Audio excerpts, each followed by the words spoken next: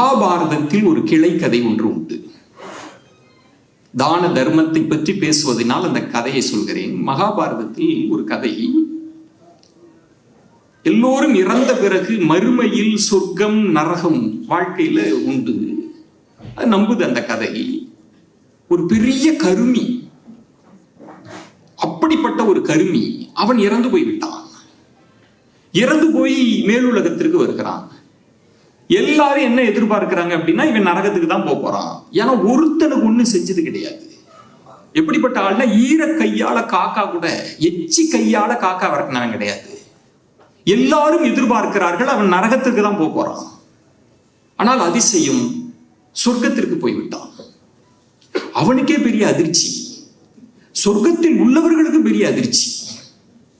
யோசித்து பாருங்கள், இப்ப நீங்க எல்லாம் சொர்க்கத்துல இருக்கிறீங்க, ஒரு கருமியையும் சொர்க்கத்துக்குள்ள விட்டா உங்களுக்கு எப்படி இருக்கும்? ஏடாடே, நாங்க எவ்வளவு செஞ்சிருக்கிறோம், இவனையும் சேர்த்து எங்களோட அனுப்பியிருக்கியே. அப்படித்தான் கேட்கிறார்கள் இறைவனிடத்தில். இவனை எப்படி அனுப்புனீங்க, இவன் எப்படி சொர்க்கத்துக்கு வந்தான்? அப்போதுதான் அந்த கிளைக்கதை சொல்கிறது. ஒரு நாள் இவன் வீட்டுல சாப்பிட்டுக்கிட்டு இருக்கிறான். ஒரு ஏழை, நெடுநாள் பசியில் இருக்கக்கூடிய ஒருவன் அவன் வாசலில் வந்து கத்துகிறான். ஐயா, பசிக்குதுயா, ஏதாவது இருந்தா கொடுங்க ஐயா, சாப்பாடு இருந்தா கொடுங்க ஐயா அப்படின்னு. இவன் என்ன செஞ்சிட்டான், டக்குன்னு கையெல்லாம் கழுவிட்டு சாப்பாடெல்லாம் பூட்டி வச்சுட்டு வெளியில் வந்து, என் வீட்டுல ஒண்ணும் இல்லை அப்படின்ட்டான்.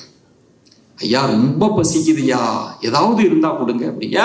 என் வீட்லயே ஒண்ணும் இல்லப்பா, நானே ரொம்ப பசியில கிடக்குறேன் அப்படின்ட்டு போனவன் திரும்பி, இதோ பாரு, அந்த முக்கு தெரு இருக்குல்ல, அந்த தெரு கோயில்ல அன்னதானம் பண்றாங்க, அங்க போய் சாப்பிடு அப்படின்னு.